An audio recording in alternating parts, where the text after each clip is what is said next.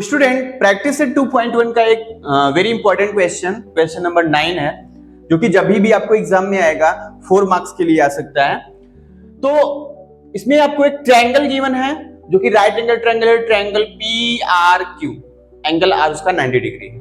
अब इस फिगर में आपको ये प्रूफ करना है कि जो PQ है इसका स्क्वायर जो होगा वो 4 इंटू PM के स्क्वायर माइनस 3 इंटू PR के स्क्वायर के इक्वल है। और ट्रायंगल PRQ में जो पॉइंट M है वो QR का मिड पॉइंट है। ठीक है, अच्छा तो इसको कैसे सॉल्व किया जाएगा?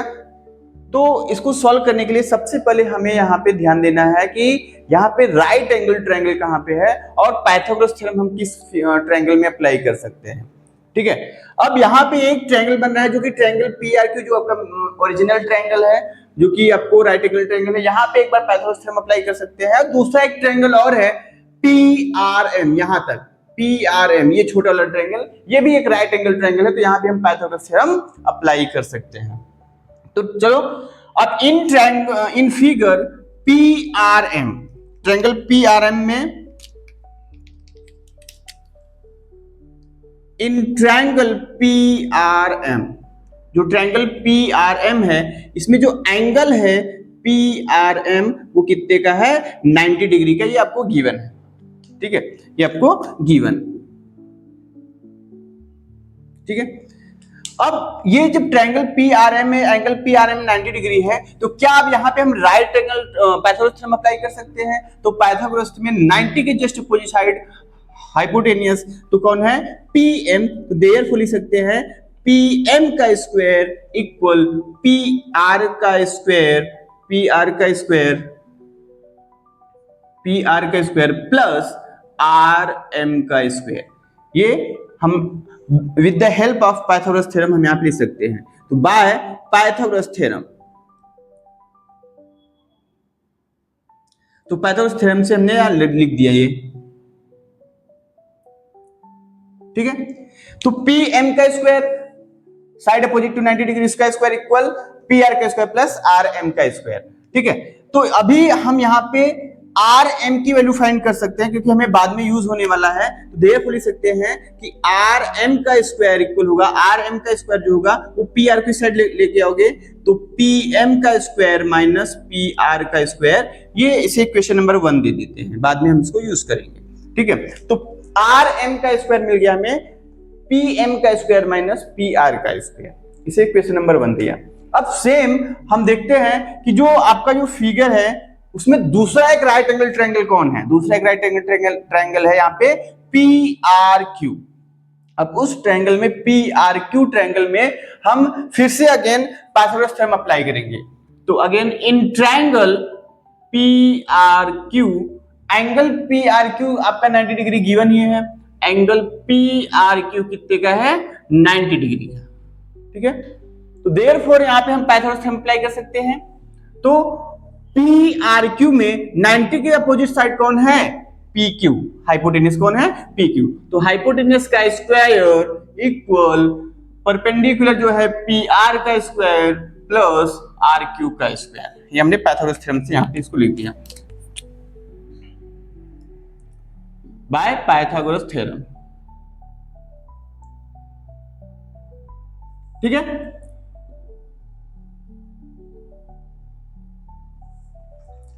अब यहां पे देखेंगे कि जो अभी लिखा PQ का स्क्वायर इक्वल टू PR का स्क्वायर प्लस RQ का स्क्वायर, तो यहां पे जो सेगमेंट RQ है, साइड RQ है, उसको हम दो इक्वल पार्ट में डिवाइड किया है, RM प्लस MQ।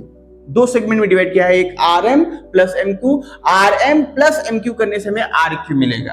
तो क्या हम RQ के प्लेस पे RM प्लस MQ लिख सकते हैं? तो सेम ये अपना नेक्स्ट स्टेप में आ जाएगा, PQ का square is equal to PR का स्क्वायर प्लस RQ का स्क्वायर जो है उसको क्या लिखोगे? RQ को लिखोगे RM प्लस MQ। ठीक है, RQ को लिख दिया, RQ को लिखा RM प्लस MQ और उसका स्क्वायर है तो होल स्क्वायर लग जाएगा। ठीक है, ये हमने जो लिखा है ये इसलिए लिखा कि पॉइंट RM और Q ये तीनों कोलिनियर है, RM और Q कोलिनियर पॉइंट्स है। इसलिए हम R M plus M Q लिख सकते हैं। फिर नेक्स्ट स्टेप में देयरफॉर पी क्यू का जो स्क्वायर होगा वह इक्वल होगा पी आर का स्क्वायर प्लस, लेकिन हमें एक चीज और पता है, क्या पता है कि m is the mid point of और क्यू या Q R, m is the mid point of Q are, यहां लिखा है m is the mid point of Q are, तो इसको भी यूज करना पड़ेगा ना। तो m मिड पॉइंट है तो जितना rm सेगमेंट होगा उतना ही mq सेगमेंट होगा, और ऑलरेडी हमें rm की वैल्यू पता है, rm का स्क्वायर पता है, तो हम mq को रिप्लेस कर सकते हैं rm से, तो rm प्लस rm यहां लिख, तो rq को लिख दिया 2rm, ये भी rm हो जाएगा, तो rm प्लस rm 2rm का होल स्क्वायर। ठीक है, यहां भी आपको रीजन डालना पड़ेगा, हर स्टेप में जो आप यूज कर रहे हो उसको लिखना पड़ेगा। लिखोगे कि m is mid point of Q R.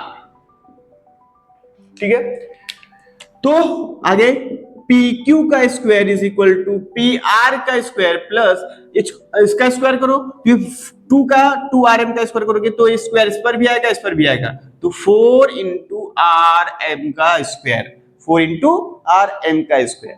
ठीक है, अभी क्या करोगे, आर एम का स्क्वायर पहले इसलिए हमने फाइंड करके रखा था, आर एम का square is equal to P M का स्क्वायर माइनस पी आर का स्क्वायर, यहाँ आर एम का स्क्वायर आपको मिल रहा है क्योंकि जो आपको प्रूफ करना है वहां पे कहीं भी आर एम नहीं है, तो आर एम को हमें हटाना पड़ेगा, तो आर एम को कैसे रिप्लेस कर सकते हैं, तो आर एम का square is equal to P M का स्क्वायर माइनस पी आर का स्क्वायर। ठीक है, तो यहाँ पे आप पुट करो पी क्यू का स्क्वायर इक्वल पी आर का square plus 4 into R M के प्लेस लिखोगे पी एम का स्क्वायर माइनस पी आर का स्क्वायर, पी एम का स्क्वायर माइनस पी आर का स्क्वायर। ठीक है, इसको लिख दो from equation 1, from equation 1, equation 1 से तो इसको लिखा ना। ठीक है, अभी नेक्स्ट पी क्यू का स्क्वायर इज इक्वल टू, अब देखो इसको सॉल्व करो, पी आर का स्क्वायर प्लस 4 से मल्टीप्लाई करो पी एम का स्क्वायर, 4 इंटू पी एम का square minus 4 into P R का स्क्वायर। अब देखो ये भी पी आर का स्क्वायर है और ये भी पी आर का स्क्वायर है, ये माइनस में है ये प्लस में है, ये 4 टाइम्स है ये 1 टाइम्स है, तो दोनों सब्ट्रैक्ट हो जाएगा, तो 4 में से एक 1 पी आर को सब्ट्रैक्ट करोगे तो माइनस का 3 पी आर बच जाएगा, तो बचेगा आपका फाइनल आंसर पी क्यू का square is equal to 4 P M का स्क्वायर, ये माइनस में बचेगा 3 इंटू पी आर का स्क्वायर।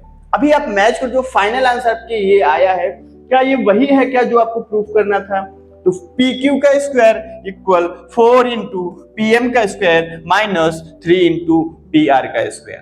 ठीक है, तो यही आपको प्रूफ करना था, ये आपका प्रूफ होकर के आ गया, कुछ भी नहीं, केवल आपने 2 बार पाइथागोरस थ्योरम अप्लाई किया और आपका आंसर आपके सामने है। तो अब यहां आ गया, इसको बॉक्स में फिल करोगे और लिखोगे हेंस प्रूफ, हेंस प्रूफ। ठीक है, तो स्टूडेंट एक क्वेश्चन और, very important question, star mark का क्वेश्चन है आपके टेक्स्ट बुक का, लास्ट क्वेश्चन है 2.1 का, क्वेश्चन नंबर 10, जिसमें आपको क्या बोल रहा है कि 2 बिल्डिंग हैं, दोनों एक दूसरे के पैरेलल हैं, 2 बिल्डिंग हैं, दोनों एक दूसरे के पैरेलल है, उनके बीच से एक कोई सड़क है, स्ट्रीट है, गली है। अब उस स्ट्रीट पे एक लैडर रखा जा रहा है जो कि पहले वाली बिल्डिंग के ऊपर जब उसको रखा जाता है तो वह बिल्डिंग के विंडो तक पहुंचता है जिसकी हाइट है 4 मीटर। फिर जब उसी लैडर को इधर से उठा करके दूसरे वाले बिल्डिंग के साथ लगाया जाता है तो वो जो लैडर होता है वह दूसरे बिल्डिंग को 4.2 हाइट तक पहुंचता है। तो आपको बताना है कि वो जो स्ट्रीट है, जो गली है, जो सड़क है, उसके कितना विड्थ है, चौड़ाई कितना है, ये आपको बताना है। ठीक है, और आपको लैडर का हाइट गिवन है 5.8 मीटर। ठीक है, तो क्वेश्चन करा है कि आपके पास यहाँ पे 2 बिल्डिंग है, एक बिल्डिंग इधर है, एक बिल्डिंग इधर है, बीच में सड़क है इधर जाने के लिए। ठीक है, अब इसके बीच में कहीं एक यहाँ पे अब ये इनके बीच का डिस्टेंस हो गया, आपको इसी डिस्टेंस की वैल्यू फाइंड करना है, इन दोनों के बीच का डिस्टेंस। ठीक है, मान लिया कि अपने पास जो यहाँ पे बिल्डिंग है उसके पहले बिल्डिंग का नाम है ए बी और दूसरे बिल्डिंग का नाम है C D. A B and C D are यहाँ पे तो टू बिल्डिंग्स है। अब यहाँ पे एक कहीं भी इधर मान लिया कि कहीं भी एक पॉइंट पे यहाँ पे वो लैडर रखा जाता है। अब ये जो लैडर होता है उसकी हाइट है टोटल 5.8 मीटर का। तो जब यह पहले बिल्डिंग के साथ लगाया जाता है, पहले बिल्डिंग के साथ लगाया जाता है, तो इसकी हाइट जो पहुंचती है विंडो तक यह होता है 4 मीटर का। 4 मीटर हाइट तक पहुंचता है। जब ये लैडर की हाइट कितनी है 5.8 मीटर, 5.8 मीटर ये लैडर की हाइट है। जब ये लैडर पहले वाले बिल्डिंग के साथ लगाया जाता है तो वह बिल्डिंग के हाइट तक पहुंचता है, 4 मीटर हाइट तक पहुंचता है। ठीक है, फिर अब इसी लैडर को उठा करके या इधर से इधर लगा दिया गया। जब दूसरी साइड लगाया जाता है तो यह लैडर दूसरे बिल्डिंग से 4.2 मीटर हाइट तक पहुंचता है। यहां तक पहुंचेगा मान लो, तो ये जो होगा यहां तक ये 4.2 है, 4.2 मीटर तक ये दूसरे बिल्डिंग के पर पहुंचता है। ठीक है, तो वही लैडर है जो यहां से यहां तक किया गया है, तो इसकी भी हाइट कितना होगा 5.8 होगा, 5.8 मीटर ये भी होगा। ठीक है, अब आपको यहां पे फाइंड करना है कि इस दोनों बिल्डिंग के बीच का डिस्टेंस कितना है, या जो ये स्ट्रीट है गली इसका विड्थ कितना है। ठीक है, तो आप मान लिया कि ये जो पॉइंट है जो लैडर रखा गया है वो point A B C D, मान लो ये पॉइंट पी पर रखा गया है। ठीक है, ठीक है, अब बताओ आपको पूरा ए सी फाइंड करना है तो क्या करना पड़ेगा, पहले आपको ए से पी फाइंड करना पड़ेगा, फिर पी से सी फाइंड करना पड़ेगा। एपी प्लस पीसी करने से मुझे ए सी मिल जाएगा। ठीक है, अब सोचो आप कि एपी आप कैसे फाइंड कर सकते हो या पीसी कैसे फाइंड कर सकते हो। तो कोई भी बिल्डिंग रहेगा तो उसका ग्राउंड से तो उसका जो एंगल बनेगा 90 डिग्री बनेगा, वर्टिकल ही होगा ना, ये भी वर्टिकल होगा तो 90 डिग्री का एंगल बनेगा। तो ये एंगल हो गया 90 डिग्री, तो ये एक ट्रायंगल यहाँ पे बन रहा है फिगर में। तो ट्रायंगल PAB या BAP, ट्रायंगल BAP, ये ट्रायंगल है एक राइट एंगल ट्रायंगल, ये ट्रायंगल है एक राइट एंगल ट्रायंगल। अब इस राइट एंगल ट्रायंगल में आपको दो सेगमेंट की वैल्यू ऑलरेडी मालूम है, दो साइड की वैल्यू ऑलरेडी मालूम है। एक ये जो लैडर का काम कर रहा है हाइपोटेन्यूज, ठीक है, जिसका वैल्यू है 5.8, और एक आपको जो हाइट का काम कर रहा है जिसकी वैल्यू है 4.2।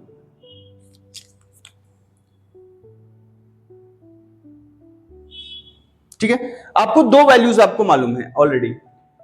तो तीसरा आसानी से फाइंड कर सकते हो with the help of Pythagoras theorem, with the help of Pythagoras theorem. तो अभी हम क्या करते हैं कि इन ट्रायंगल BAP हम यूज करते हैं पाइथागोरस थ्योरम। ठीक है, वैसे ही इन ट्रायंगल DCP इसमें भी पाइथागोरस थ्योरम यूज करेंगे और दोनों से AP और PC की वैल्यू फाइंड करके ऐड कर दिया जाएगा। चलो, तो सबसे पहले जो हमने यहाँ पे एज्यूम किया उसको क्या करना पड़ेगा, लिखना पड़ेगा। ठीक है, लिखोगे let AB and CD are two buildings, ये दोनों बिल्डिंग्स हैं, and P is the point where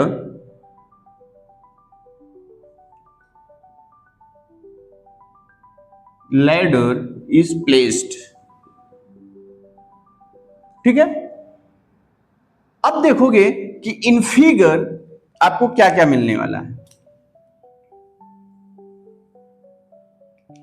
ठीक, अब in figure in triangle BAP, in triangle BAP angle BAP कितना है 90 डिग्री, एंगल BAP कितना है 90 डिग्री। तो एंगल BAP 90 डिग्री है, तो देयरफॉर आप यूज कर सकते हो पाइथागोरस थ्योरम। देयरफॉर हो जाएगा BP का स्क्वायर इक्वल BP का स्क्वायर इक्वल AB का स्क्वायर प्लस AP का स्क्वायर। ए बी का स्क्वायर प्लस ए पी का स्क्वायर। ठीक है, अब बताओ फिगर में आपको बीपी की वैल्यू कितना है 5.8, तो ये हो जाएगा देयरफॉर 5.8 का स्क्वायर इक्वल ए बी का स्क्वायर, ए बी कितना है 4.2 इसका स्क्वायर प्लस ए पी का स्क्वायर। ठीक है, हो गया। अब आपको क्या करना है नेक्स्ट स्टेप में 5.8 का स्क्वायर, 5.8 का स्क्वायर मतलब कि 58 का स्क्वायर। ठीक है, तो 58 का स्क्वायर कितना होगा जल्दी से बताओ, 58 का स्क्वायर कितना होगा, कैलकुलेट करो। 5 5 25, 8 8 64, 64 ये हो जाएगा 33.64। 58 का स्क्वायर क्या होगा 33.64, 5 ये हो गया इक्वल 4.2 का 40 का स्क्वायर कितना होता है, 40 का स्क्वायर होता है 4 4 जा 1600 होता है, तो 42 है तो 2 2 जा 4 ये आएगा कितना आएगा 17.64, क्योंकि पॉइंट लगा ना 2 डिजिट में यहाँ पे पॉइंट लग जाएगा। तो 42 का स्क्वायर हो जाएगा 17.64, 58 का स्क्वायर हो जाएगा 33.64। ठीक है, प्लस ए पी का स्क्वायर।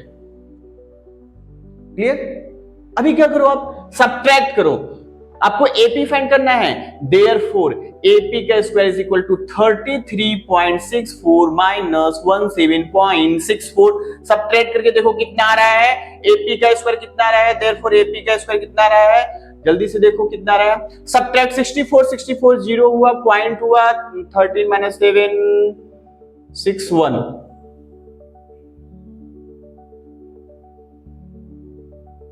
हाँ 16 आ रहा है टोटल, तो देयरफॉर आपको एपी की वैल्यू मिल जाएगा, AP is equal to square root of 16, और स्क्वायर रूट ऑफ 16 कितना होता है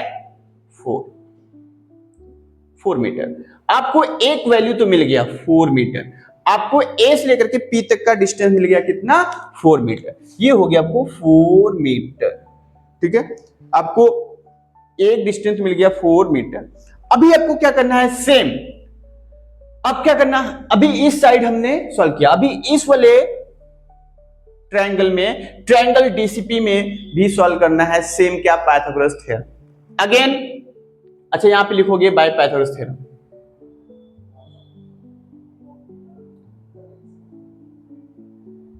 बाय पाइथागोरस थ्योरम।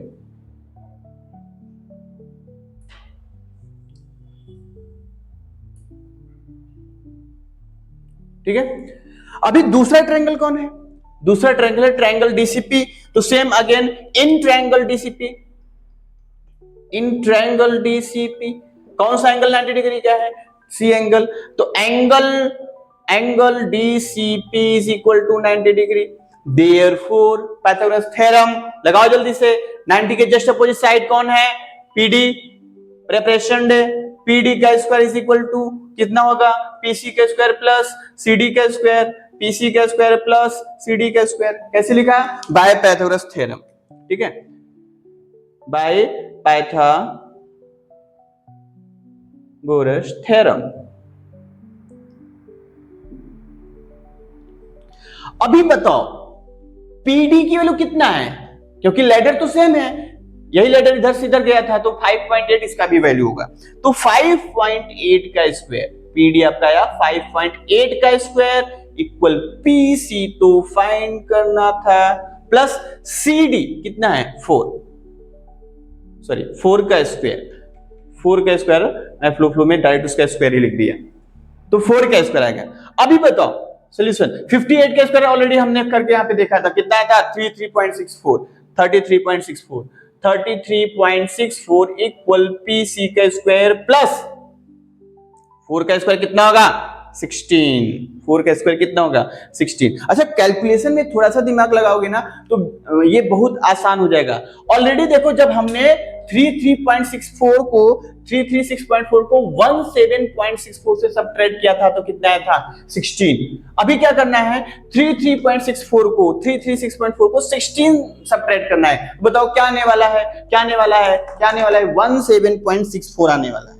ठीक है, और यह किसका स्क्वायर था या किसका स्क्वायर था 17.64, 4.2 का स्क्वायर था। तो मतलब कि इसका नेक्स्ट आंसर क्या आने वाला है यहाँ पे 4.2, मैं पहले ही लिख दे रहा हूं, देखो वही आएगा भी 4.2 इसका आंसर ये होगा, किसका, पीसी की वैल्यू।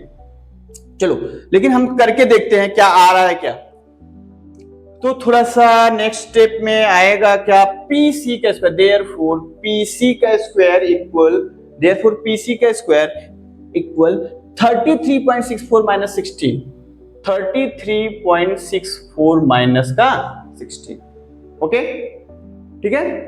तो अभी सब्ट्रैक्ट करो, देयरफॉर पीसी का स्क्वायर इक्वल, इसको सब्ट्रैक्ट करोगे ना यही आएगा कि ना 17.64, 17.64।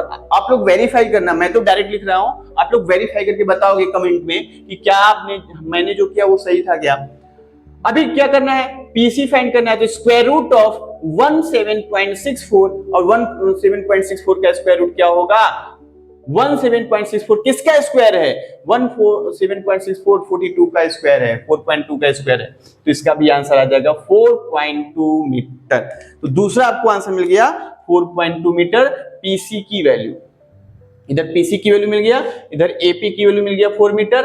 अभी लेकिन हमें ना तो पीसी फाइंड करना था ना तो एपी फाइंड करना था, हमें दोनों बिल्डिंग के बीच के जो स्ट्रीट है उसका विड्थ फाइंड करना था, ठीक है, विड्थ फाइंड करना है। तो हमें दोनों बिल्डिंग के बीच के जो विड्थ है वो है एसी, तो एसी फाइंड करना है, ठीक है। तो देयरफॉर हम एसी के लिए सकते हैं, सो देयरफॉर एसी इक्वल, ठीक है, एसी इक्वल, एसी क्या होगा, एपी प्लस पीसी। क्यों ऐसा होगा, क्योंकि ए पी और सी ये जो दो तीन पॉइंट है ना, ये ए पॉइंट, पी पॉइंट और सी पॉइंट, ये तीनों पॉइंट कोलिनियर पॉइंट है, ठीक है। तो AC is equal to AP plus PC, तो AC is equal to AP की वैल्यू कितना आया है, 4 आया है, 4 आया है, प्लस पीसी की वैल्यू कितना आया है, 4.2 आया है, ठीक है। ऐड करो, AC is equal to 4 plus 4 8.2 metre, AC की वैल्यू आ गया आपको 8.2 मीटर। तो यही AC ही तो था क्या, दोनों बिल्डिंग के बीच का डिस्टेंस, ठीक है, AC ही तो था दोनों बिल्डिंग के बीच का डिस्टेंस। तो अभी लिख दो, therefore the width of street, therefore the width of street is कितना आया है 8.2 मीटर, 8.2 मीटर। ये आपका फाइनल आंसर, आप इसको इस बॉक्स में फिल करो,